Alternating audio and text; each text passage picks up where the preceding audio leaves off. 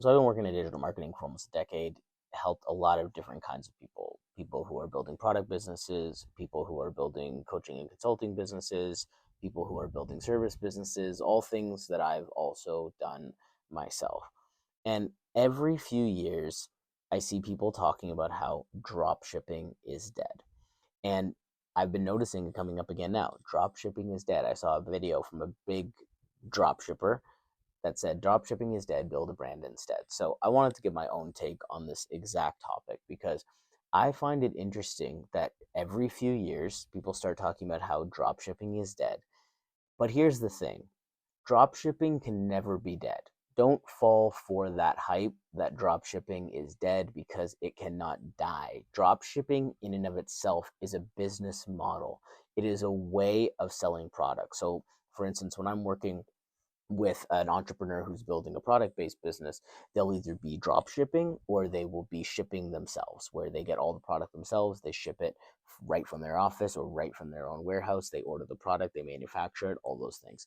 Drop shipping is basically just another business model inside of product-based businesses. So instead of ordering the product yourself and storing it and shipping it, somebody else does that, a 3PL, or whether it's Amazon, or whether it's some warehouse in China. At the end of the day, dropshipping as a concept is being used by some of the largest brands in the world. It's being used by Best Buy, it's being used by Walmart. So don't buy into the idea that dropshipping can ever die.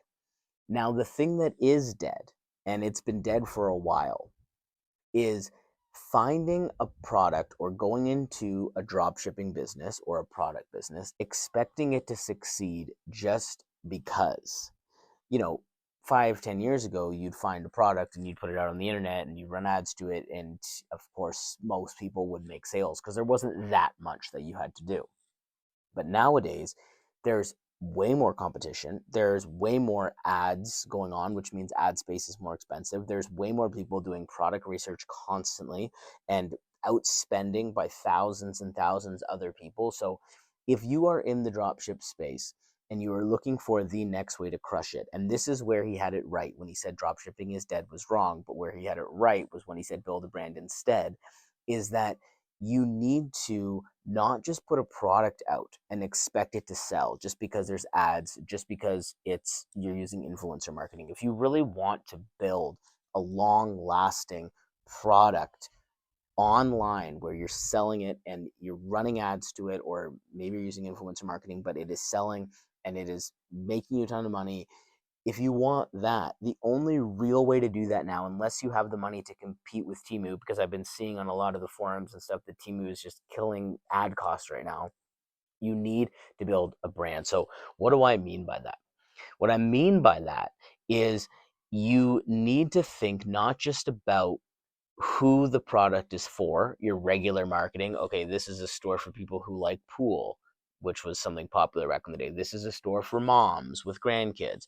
You need to think about that, but you need to add in an extra layer, and the extra layer is the branding. The branding piece is, why do they want the product? What story are you selling them? What is the emotional reasons that someone would want to buy from your store over another store, right? That's where the real brand building part comes in. That's why you buy Nike shoes or Adidas shoes or both.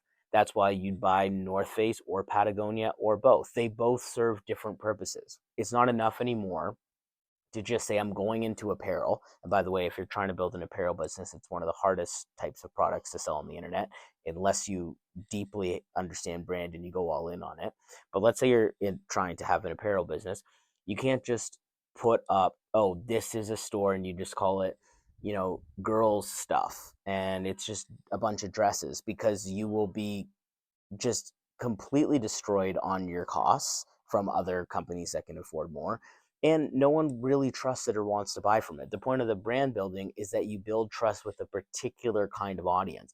You take your logo and your color palette and the way that you speak about the business, and you make sure that that comes really clear through on the site. It's got to be really, really clear on the site so that you can say, this is who it's for.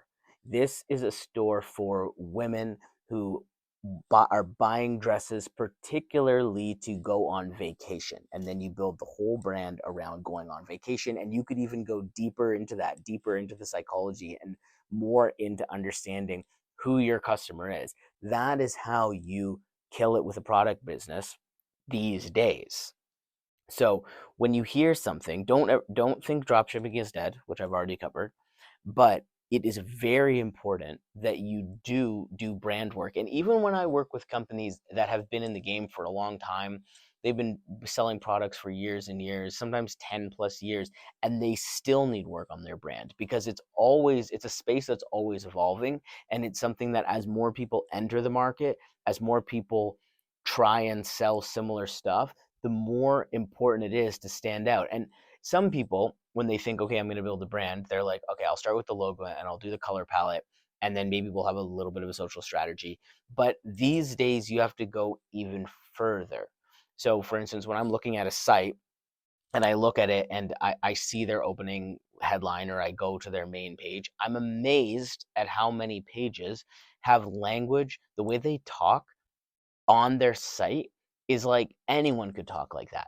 Now, this takes like actual work. It takes some time. You got to sit down. You really got to think about it. Okay, what would we say and what would we not say? Like when I build a brand guide for a company, I'm thinking, like, what are you about and what are you not about? I built one for a brand, and one of the things that they said is, they say, we may not be saving lives, but we might be saving social lives, which is a great line that they came up with, right?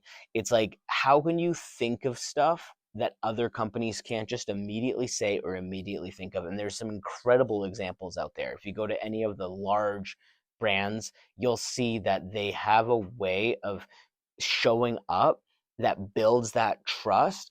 And if you are a drop shipper or you are trying to make money in product, that stuff will change the game. You might already be doing incredible. You might already be selling seven figures in product.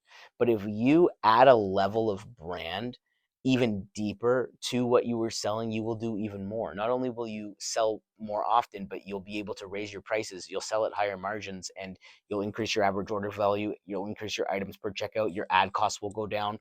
It's the same reason people build personal brands right now, right? It's the same reason that people are out there with their personality, so that they can build a relationship, so that all those things happen, all the things I just mentioned. It's the same way with the product brand industry. You've got to think about it as a personality, a true personality that goes, again, beyond the color palette and goes beyond the logo and even goes beyond the name. That's just basic stuff that you need, for sure, you need regardless. But you take it a step further and you say, who are we from a personality perspective? Are we exciting? Are we sophisticated?